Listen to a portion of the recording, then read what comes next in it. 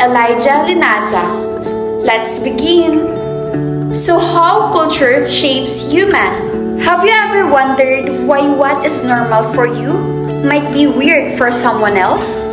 Why some things are right in one place but wrong in another one? The answer is culture. Culture has a lot of meanings, but in simple terms, culture is the way of life of a group of people. According to Emil Durkheim, culture influences our belief and our behaviors. For example, when many people share the same beliefs, like believing in God or following certain traditions, it helps create social order and unity in society. Meanwhile, Edward Taylor, the father of cultural anthropology, said that culture includes the knowledge, beliefs, arts, morals, laws, customs, and habits that people learn as members of society. How culture shapes human behavior. Culture affects how we think, behave, treat others, decide what is right and wrong. Humans are naturally social beings. We want to belong, be accepted, and feel safe. Because of this, we often adjust our behaviors to match what our culture considered acceptable. For example, we follow traditions because our family does. We act properly in public because society expects it. We respect elders because our culture teaches us to. Being part of a group helps us to survive and to feel protected. Over time, we learn to behave in our ways that fit our community's values. In short, culture shapes how we think, how we act, and how we decide what is right and wrong. Understanding cultures help us understand ourselves and others better. In short, culture helps us how we think, how we act, how we decide, and what is right and wrong. Understanding culture helps us to understand ourselves and others better. So now we will be talking about the 5 basic elements of culture. Now that we understand what is culture, let us move on to the 5 basic elements that make up culture. First, we have symbols. Symbols are anything that a group of people considers meaningful. These symbols represent ideas, beliefs, and values shared by a culture. For example, the cross is a symbol of Christianity, while the crescent represents Islam. Even simple objects, gestures, and colors can become symbols as long as people give them meanings. In short, symbols help people express what they believe in. Second, we have language. Language is a system of symbols that allows people to communicate either through speaking or writing. It plays a major role in passing culture from one generation to another. In the pre-colonial Philippines, different languages such as Ilocano, Bisaya, and Tagalog were already spoken.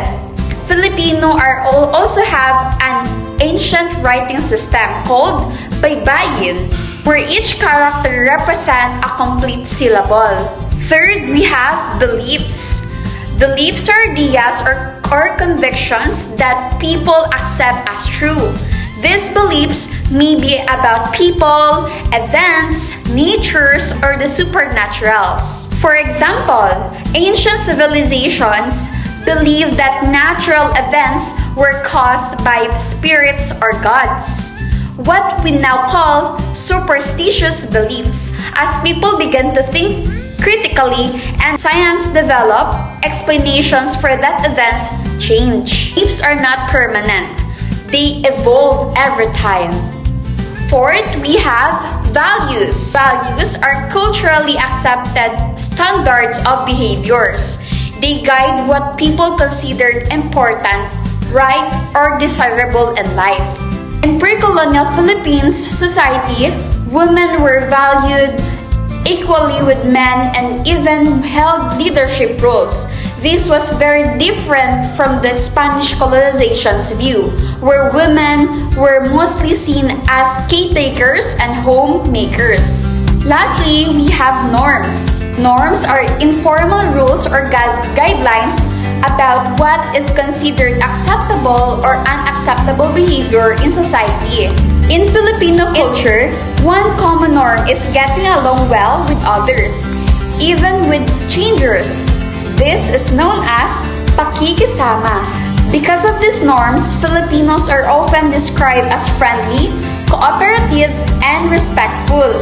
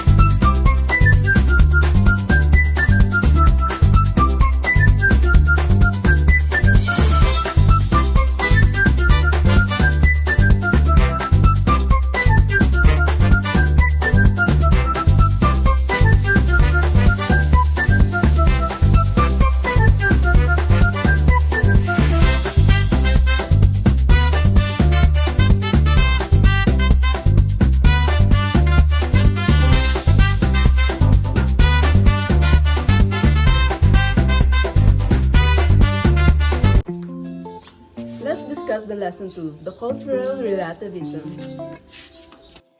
So lesson 2 discusses cultural relativism, the idea that a person's beliefs, values, and practices should be understood based on their own culture, not judged using the standards of another culture.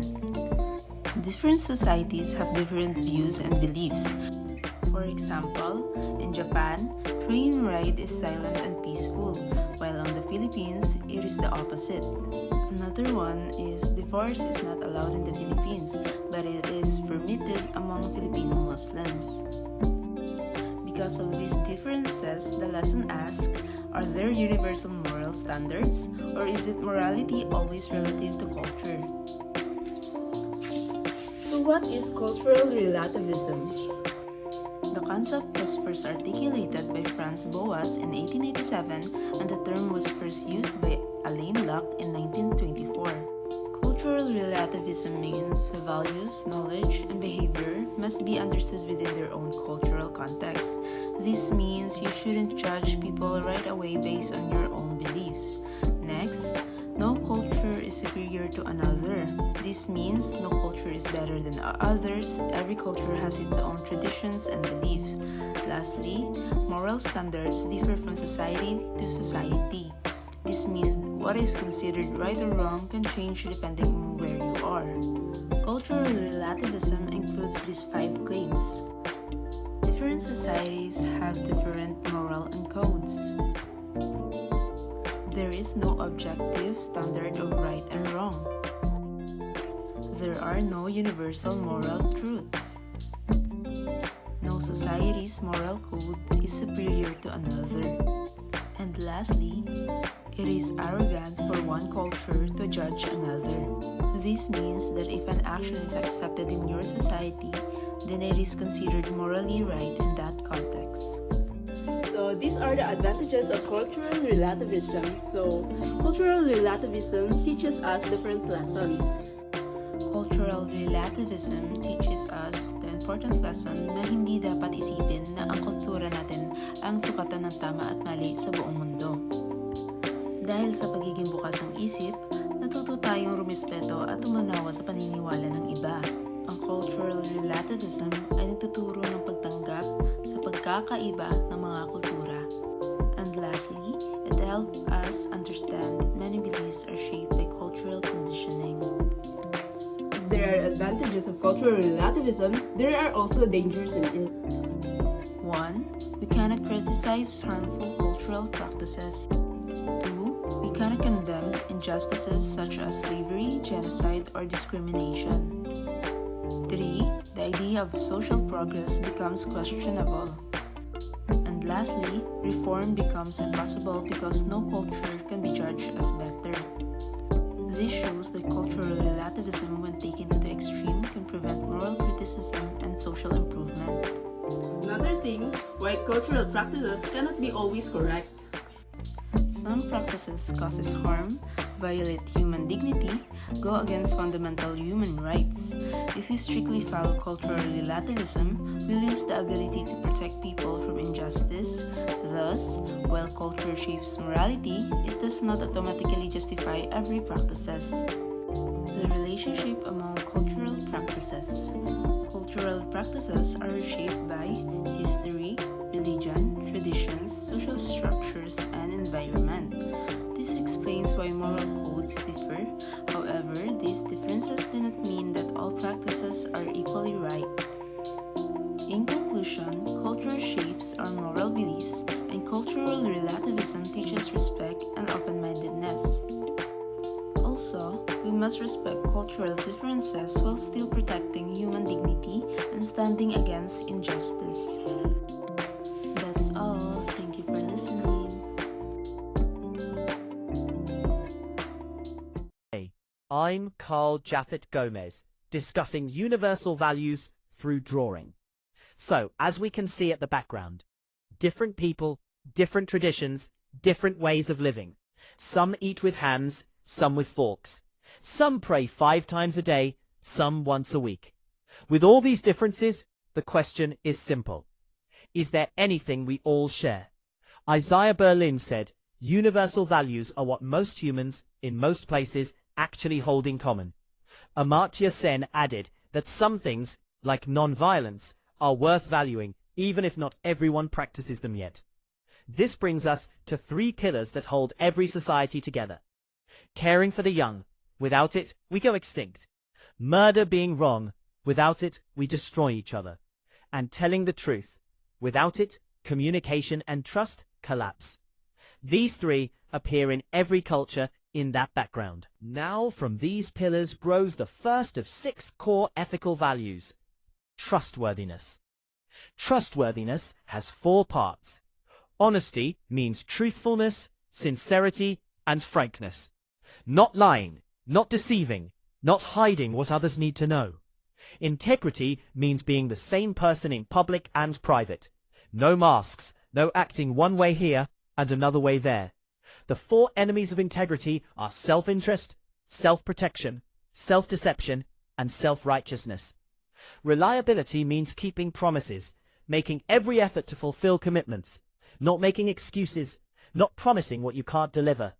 Loyalty means protecting confidences, prioritizing who and what deserves your loyalty, and keeping decisions based on merit, not personal gain. The pillars hold up society. Trustworthiness holds up relationships. Look at the background again. Every culture you see practices these, even if in different ways. That's what makes them universal. Thank you. Good day, everyone. My name is Maria D. Aradanas, the BSIT 4B. So I will going to continue the report of Mr. Gomez, the universal or the core ethical values. So the second core ethical values is the respect. So respect means recognizing and honoring the value and dignity of every person, including ourselves. So every human being deserves to be treated with kindness and fairness. So no matter what their status is, their background is, their past is, and also their actions. So respect is not based on whether we like someone or agree with them. So it is a moral obligation. So to be respectful means choosing to act properly even though others are rude or difficult or unpleasant to us. So it shows maturity and strong character because it requires self um, control and understanding. Respect focuses on the civility, courtesy, and decency. So, a respectful person listens carefully and values others' people opinions. So, they speak politely and avoid insulting language and behave in ways that follow acceptable social behavior. They do not use threats, force, or violence except in every or in very rare and necessary situations such as maintaining discipline, protecting others, or promoting justice. So the tolerance is a respect also that means accepting differences. We know that people have different beliefs, cultures, opinions, and lifestyles. So a respectful person does not judge others based on the differences, but instead looks at their character and actions. So the tolerance promotes peace and harmony in a society. So the third one is the responsibility. So responsibility means being accountable for your choices, actions, and decisions. So since life is full of choices, being responsible means understanding the consequences. So responsible people do not blame others for their mistakes, nor do they credit for work they did not do, but they accept the results of their actions with honesty. Being accountable is a part of a responsibility because an accountable person admits mistakes, learns from them, and avoids making excuses. So they understand that being responsible means owning both success and failure. Being a responsible is means pursuit of excellence. So responsibility includes doing your best, especially when others depend on you. So when people rely on your knowledge, skills, or effort, you have a duty to perform carefully and effectively. Being a responsible is means you are diligent. So responsible individuals are reliable, prepared, and careful and well informed. They take their tasks seriously and complete them properly. Perseverance is a part of the responsibility. So they finish what they start instead of giving up. When problems arise, they overcome challenges and avoid making excuses. Responsible people always try to improve, so they look for ways to perform better and grow personally and professionally. And lastly, the self-restraint. So responsibility also requires self-control. This means controlling negative emotions and harmful desires such as anger, greed, hatred, and or selfishness. So a responsible person does not try to win at any cost and knows how to delay gratification when it is necessary. The fourth core ethical values is the fairness. So fairness means making decisions that are just, honest, and reasonable. So however, fairness can be complex because people often believe that their own view is the only fair one. So in reality, fairness often involves choosing among several morally acceptable opinions. So impartiality is includes also in fairness. So the fair decisions are free from favoritism, bias, or prejudice. So a fair person treats everyone equally and does not allow personal relationships or emotions to influence judgment. The equity also includes in fairness. So fairness also means not taking advantage of others' weaknesses or ignorance. It requires correcting mistakes willingly and ensuring that justice is served. Fifth, core ethical values is the caring. So caring is at the center of ethics. It means genuinely being concerned about the well-being of others. So ethics is not only about rules, it is about compassion and empathy. So sometimes ethical decisions may cause pain, especially when correcting mistakes or enforcing discipline. But however, caring means causing no more harm than necessary and always considering how actions affect others. So a caring person shows kindness, understanding, forgiveness, and compassion in everyday life. The last core ethical values is the citizenship. So citizenship refers to how we behave as a member of a community or society. So a good citizen obeys the law, respects authority, and participates in community activities. So citizenship also means being informed about social issues, contributing positively to a society. So a good citizens do more than what is required to make for society better, not only for today but also for future generations. Example of good citizenship includes conserving natural resources, recycling, using public transportation, keeping the environment clean, and volunteering in community activities. So citizenship shows that ethics is not only personal, it is also social. So our actions affect not just ourselves, but the entire community. Good day everyone. My name is Irish Vigalanta from BSIT 4B, and this is my part of this report. Okay. Strengths of Filipino characters. Filipino traits listed here in the center lead not too exclusive, but these are what we have in common most. The the strong aspect of the Filipino are, so we have 7 example of the strength of Filipino character. First is pagkakapwa-tao. Filipino are open to feel one of the with other. 2. Family orientation. Filipino process genuine and deeply love for the family. Number 3. Joy and humor. Filipino have a cheerful, fun-loving approach of life and its up and downs. Number 4, flexibility and adaptability creatively.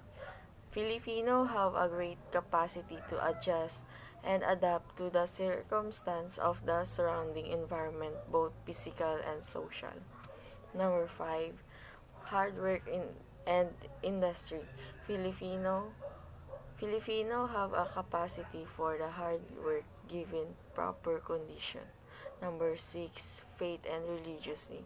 Filipino a deeply faith in God, intimate religious and enable us to comprehend and genuine accept the reality to in the context of God's will and plan. Number 7, the last, ability and to survive. Filipino have an ability to survive which is manifested, and our capacity for endurance despite difficult times, and our ability to get by on so little. And let's proceed to next topic. Weaknesses of the Filipino character. Aside from identifying the roots and strength of Filipino character, Dr. Patricia P. Licunan also pointed out our weaknesses. This important also pointed out our weaknesses. This important because this enable to Filipino to identify the areas that need improvement in order to grow and develop as a person. So uninformed and improved Filipino will also result in a stronger, more than the progressive nation. And let's proceed to next topic. Weaknesses of the Filipino character. Aside from identifying the roots and strength of Filipino character, Dr. Patricia P. Licunan also pointed out our weaknesses. This important also pointed out our weaknesses. This important because this enable to Filipino to identify the areas that need improvement in order to grow and develop as a person. So uninformed and improved Filipino will also result in a stronger, more than the progressive nation. Let's proceed to extreme personalism, and another element lead to the prevalence of graft and corruption in the country. Number 2, extremely family centeredness is in also his her inflow family is valued above anything and everyone else. Those concerned for the rest of the community for the common goods and important. Number 3, lack of discipline.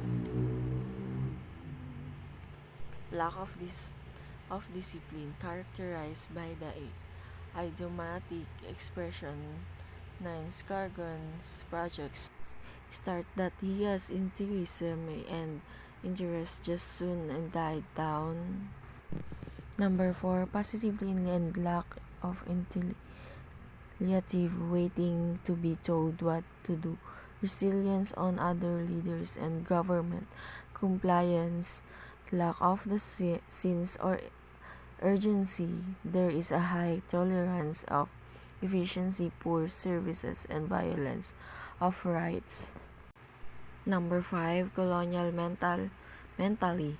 It is our interiorized attitude of ethnic or cultural inferiority felt by people of as a rest of colonization them that the culture values in colonizer inherently superior to. Number 6, kanya-kanya syndrome. Filipino have a selfish, self-serving attitude and generate a feeling in envy of the competitiveness toward others, particularly one peers who seem to have gained some status or prestige toward them to the Filipino demonstrate to so-called crab mentalists referring to that tendency of crab in a basket to pull each using to the leveling instrument of chismis, intriga, and unconstructive criticism brings. There seem to be a basic acceptation to their other gain and is one lost. Number 7, love of self-analysis and self-reflection.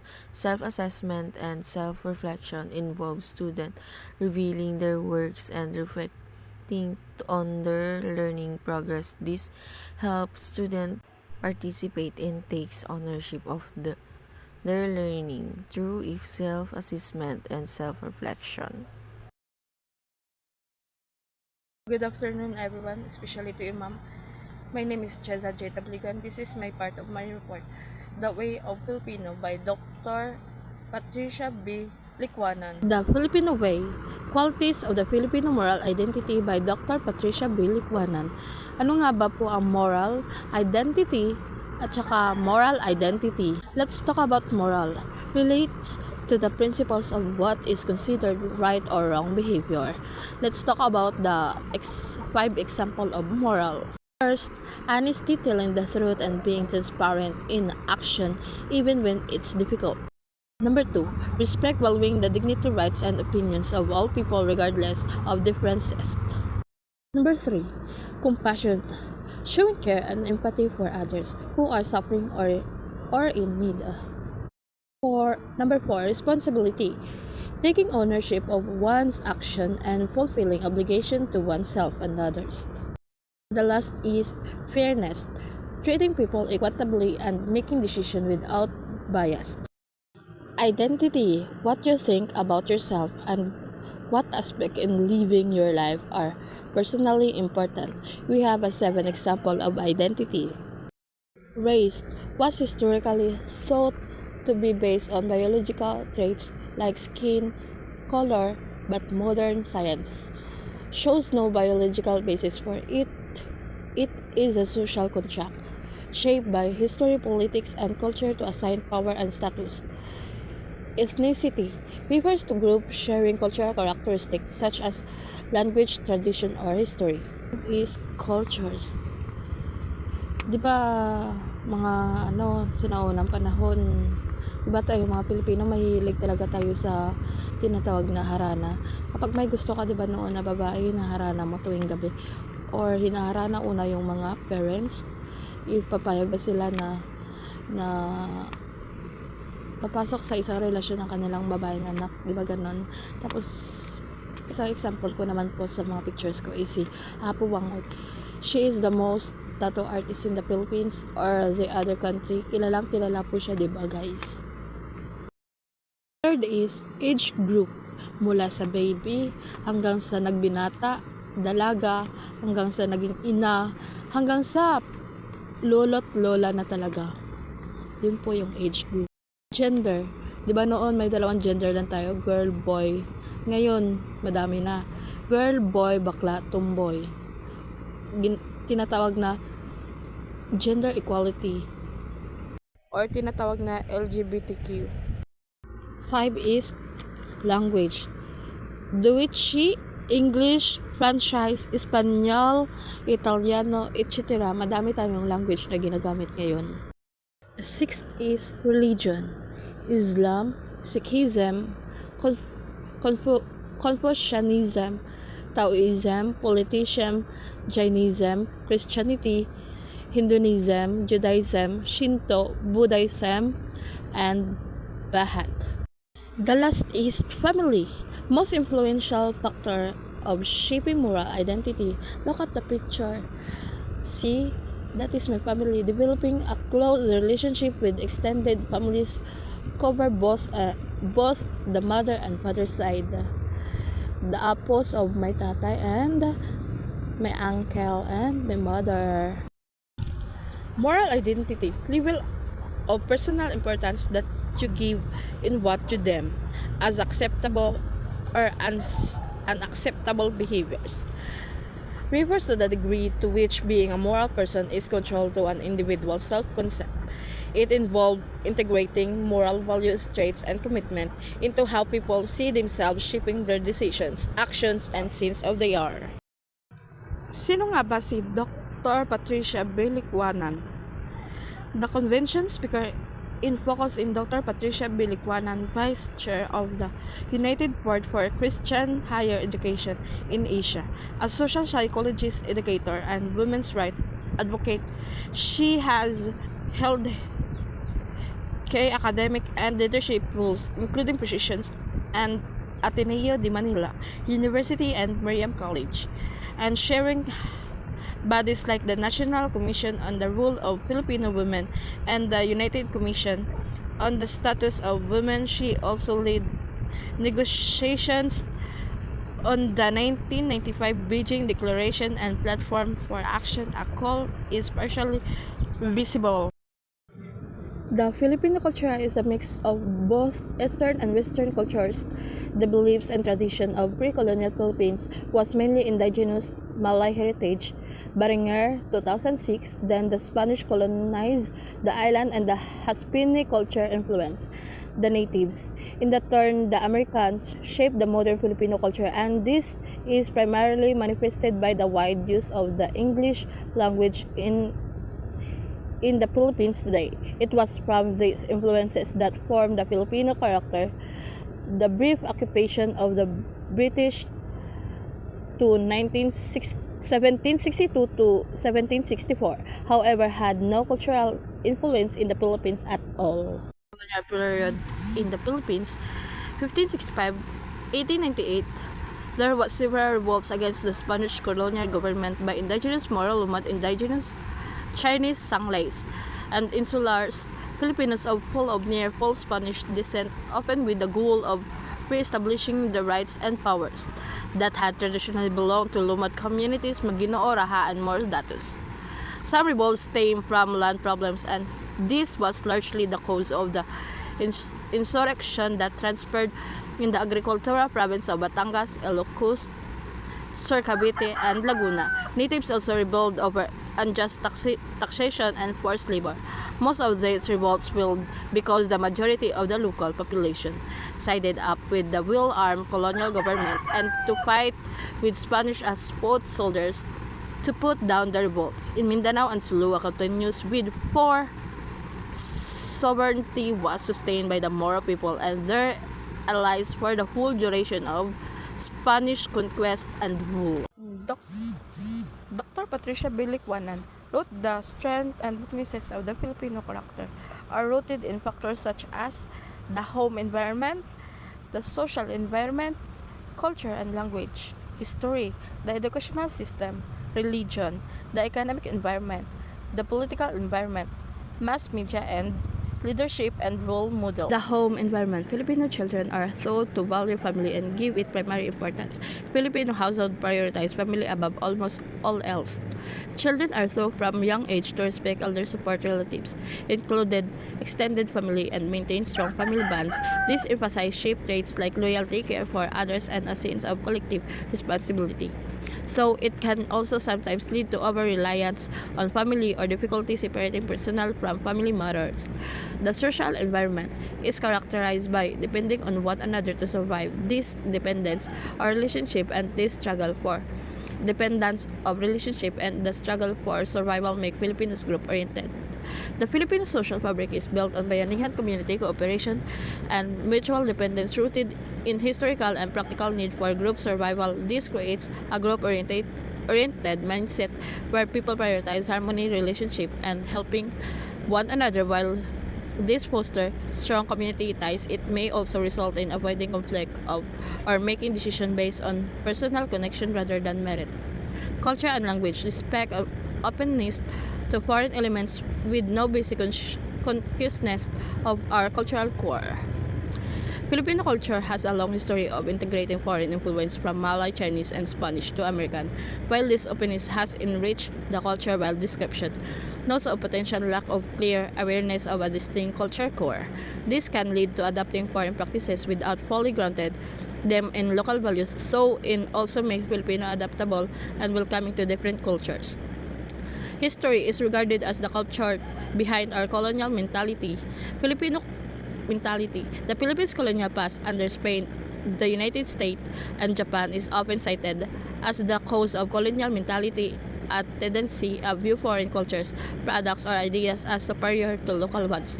This has shaped attitude toward identity, self-worth, and development, though it was also contributed to the country's diverse and global outlook.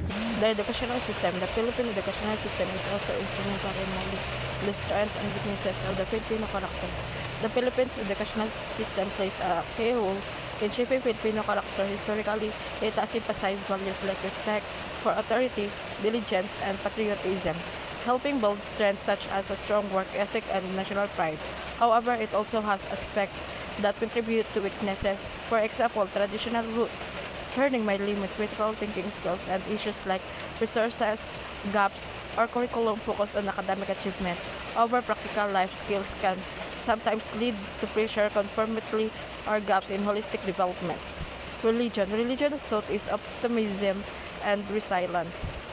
Religion predominantly Roman Catholicism alongside other faiths like Islam and Protestantism is deeply woven into Filipino life. It has instilled optimism by teaching hope and trust in higher power even during hardship.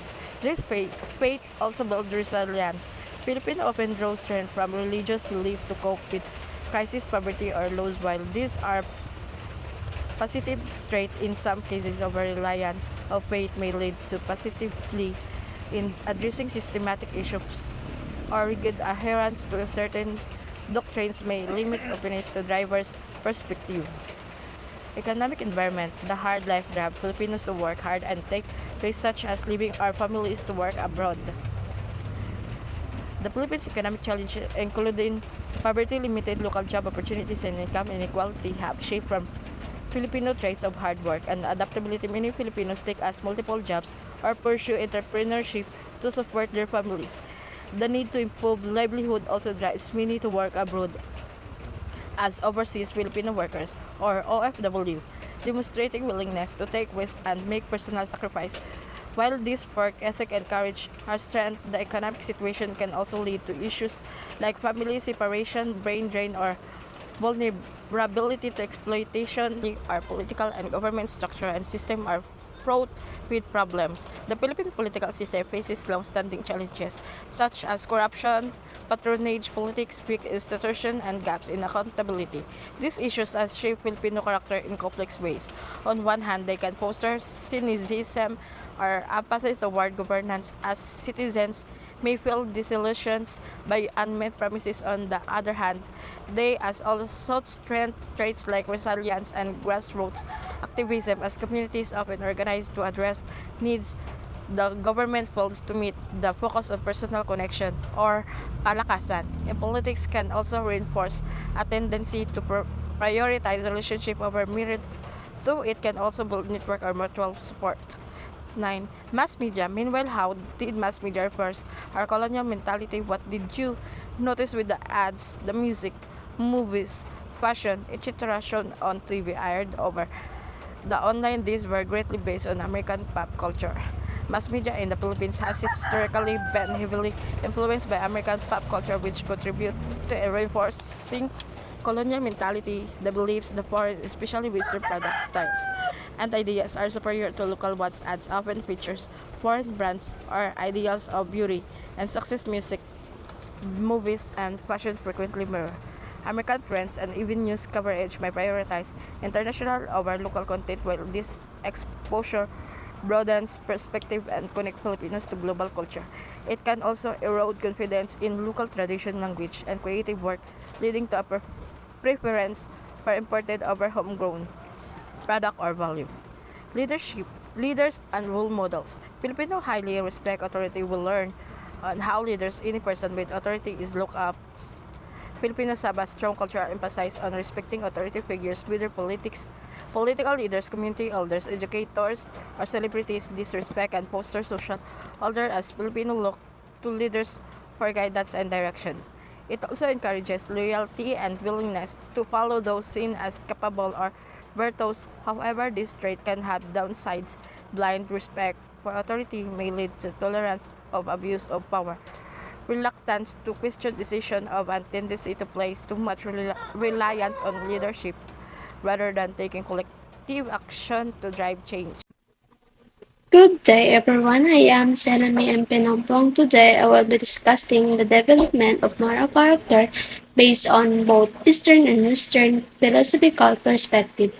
Moral character is not simply about following rules or avoiding punishment.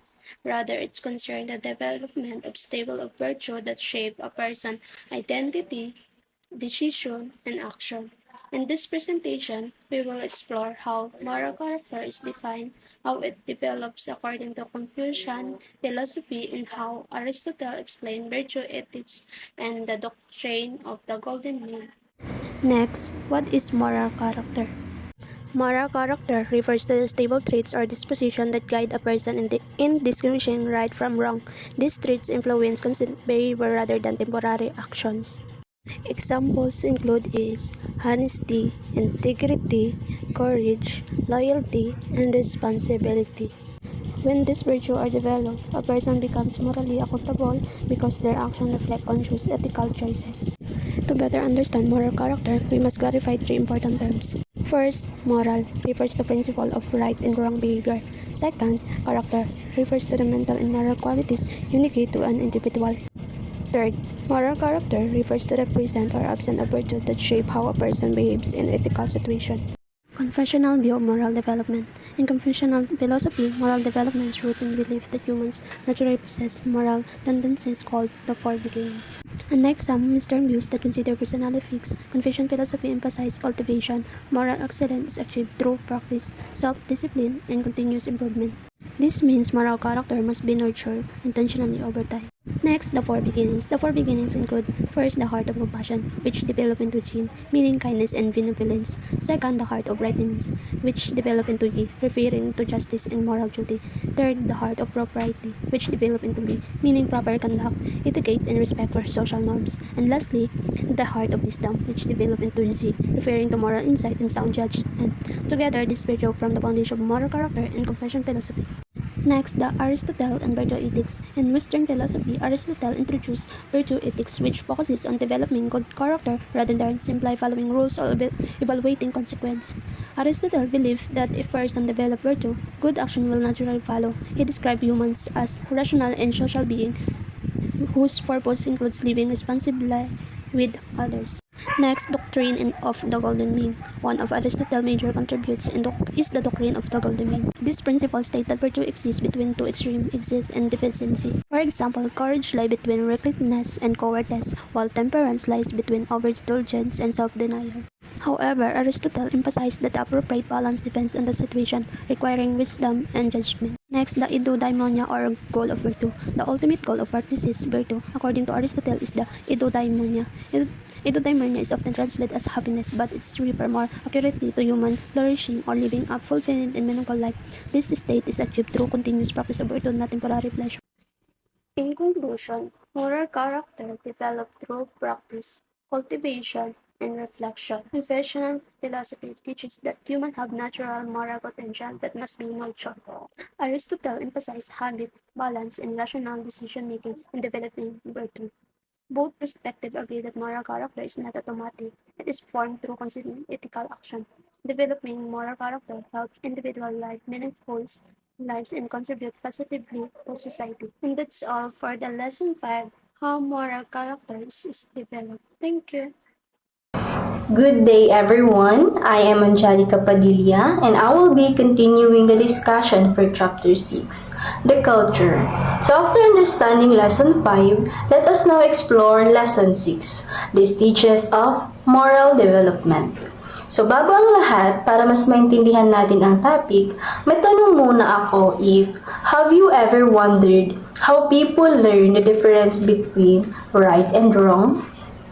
Well, to answer that question, according to Lawrence Kohlberg, our sense of morality does not appear overnight. Instead, it develops step by step as we grow and experience the world around us. So, yung lesson na ito, we will discover how moral reasoning evolves through different stages of development. So, to understand how our sense of right and wrong develops, we turn to the work of Lawrence Kohlberg, a 20th century developmental psychologist and moral philosopher. While directing Harvard's Center for Moral Education, Kohlberg focused on how children and even adults develop their sense of justice and morality.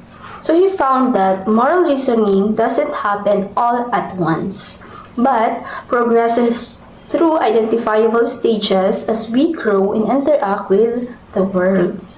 So in this lesson, we will focus on 2 key points. First, how people develop a sense of right and wrong, and second, how these stages of moral development are categorized into levels that reflect our evolving understanding of morality. So before we discuss each stage, let us first explore Kohlberg's approach to studying moral reasoning. So his method was both fascinating and at times controversial. So he presented children and even adults with moral dilemmas in short stories and asked them to think out loud so he could follow their reasoning. So he wasn't just interested in the answers. They could be right or wrong, but in how a person reached that answer. So from hundreds of interviews, Kohlberg outlined 3 broad levels of moral development. each containing specific stages, and that shows how our moral reasoning grows over time. So, sa ngayon naman, simulan natin ang unang level ng moral development, the pre-conventional morality. So, dito, nagsisimula ang lahat. At ang ating sense of right and wrong ay mostly guided by ourselves man lang din. So, at this point, children don't yet fully understand society's rules. So, they focus on what directly affects them, like rewards or punishments. Imagine a young child learning about rules for the first time. At stage 1, the punishment obedience orientation, the child makes decisions mainly to avoid getting punished. For example, if a child knows that touching a hot stove will cause a burn, they learn not to touch it. Not because it's inherently wrong, but because the consequences are unpleasant. So sa stage na ito, the child's moral reasoning is centered on avoiding negative outcomes rather than understanding the value behind the rule. As children grow a little older, they enter stage 2, the reward orientation. Sa stage na ito, they start to realize that other people also have their own goals and desires. So their actions are motivated by the idea of gaining something in return. So for example, a child might clean their room because they know their parents will give them a treat or extra playtime. They are not doing it because they understand it's the right thing to do, but because they expect a reward. So sa stage na ito, yung moral reasoning nila is still focused on sa sarili nila. So, pero unti-unti, it introduces the idea that actions can benefit both themselves and others man lang din. So this shows how even within pre-conventional morality, unti-unting natututo ang mga bata sa kanilang mga choices. Sa kanilang mga choices ay hindi lang nakakaapekto sa sarili nila, kundi pati sa mga tao sa paligid nila. Habang sila ay lumalaki at mas nakikipag-interact sa society, ang kanilang moral reasoning ay nagsisimulang isaalang-alang ang expectations at rules ng ibang tao. So, dito sa next, ito ang naghahanda para sa kanilang susunod na level ng moral development na tinatawag na level 2, conventional morality. Kung saan ang mga individual ay nagsisimula ng isipin kung ano ang tama at mali. So, hindi lang para sa sarili nila, kundi kaugnay ng mga tao at komunidad sa kanilang paligid. So, sa stage na ito, nakaraniwan sa adolescents at adults, ang pag-iisip ng isang tao ay naapektuhan na ng mga rules, standards, at expectations ng society, na minsan ay tinatawag na tyranny of the day. They say that, they say I should. So, habang ang mga individual ay pumapasok sa yugto ng pagdadalaga at pagbibinata, lumilipat sila sa stage 3 na tinatawag na good boy or good girl orientation. So, at this stage, people start to care about others perceive them or others on how they perceive them. So, they try to do what is expected of them and seek approval from family, friends, and peers.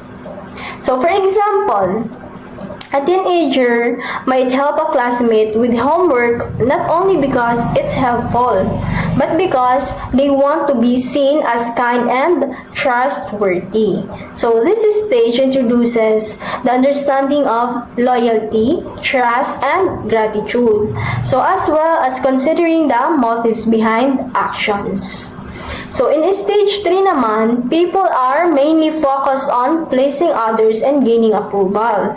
But as they grow older and take on more responsibilities, their thinking expands to include society as a whole.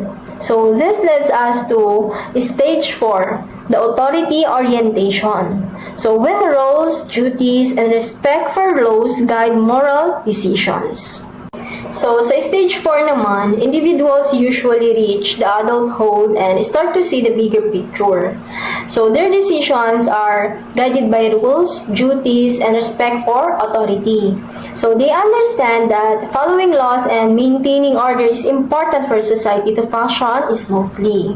For instance, or for example, a young adult might pay taxes or follow workplace rules not just to avoid trouble, but because they recognize these actions help keep the community fair and organized.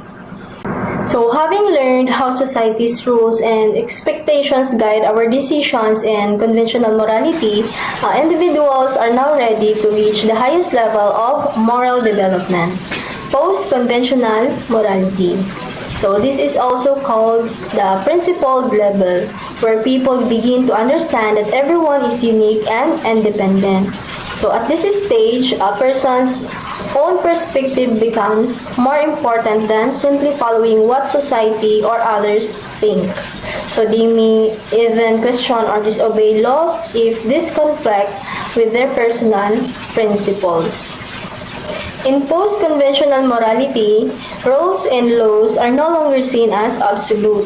So they are flexible guides that must be weighed against one's beliefs and the principles of fairness, justice, and human rights. So moral reasoning here is guided by conscience, personal values, and ethical reflection rather than just approval from others or strict societal rules. So within post-conventional morality, we first have stage 5, the social contract orientation. So at this stage, individuals recognize that morality depends on personal beliefs and agreements within society. So they begin to weigh their actions not just for personal benefit, but for the good of the community while still respecting universal principles. For example na lang is, ang isang tao ay maaaring mag-volunteer at tumulong sa mga komunidad na naapektuhan ng natural disasters. So kahit kailangan pa niyang maglaan ng extra time at effort, so dahil pinapahalagan niya ang fairness at tunay siyang nagmamalasakit sa kapakanan ng iba, so handa siyang magsakripisyo ng sariling oras para makatulong sa mga nangailangan. So sa parehong paraan, maaari rin niyang suportahan ang mga environmental protection initiatives kahit hindi ito priority ng society. So, dahil naniniwala siya na sa paggawa ng tama at pangmatagalang kabutihan para sa lahat. As individuals, moral reasoning depends, they move from considering societal agreements to following universal ethical principles. So this brings us to the final stage where personal conscience guides every decision. So stage 6, the ethical principle orientation. The ethical principle orientation is the highest stage of moral development. At this stage, individuals act according to universal principles such as justice, equality, and human rights. So even if this conflicts with laws or societal expectations, so decisions are guided by conscience and abstract ethical reasoning. For example, a whistleblower exposes corruption in a company despite legal or social consequences because they believe honesty and fairness are universal principles. Another example is advocating for equal rights for marginalized groups. So even if it challenges existing norms because it aligns with universal ethical principles. So in post-conventional morality, moral reasoning is no longer limited by society's rules or approval. Instead, individuals act according to deeply held principles, guided by justice, fairness, and respect for human rights. So this represents the pinnacle of moral development, where personal conscience and universal values shape ethical decision-making. So that's the end of our discussion on moral development and the final topic of Chapter 6, the culture. So I hope this lesson helps you understand how our sense of right and wrong grows as we mature. So salamat sa pakikinig.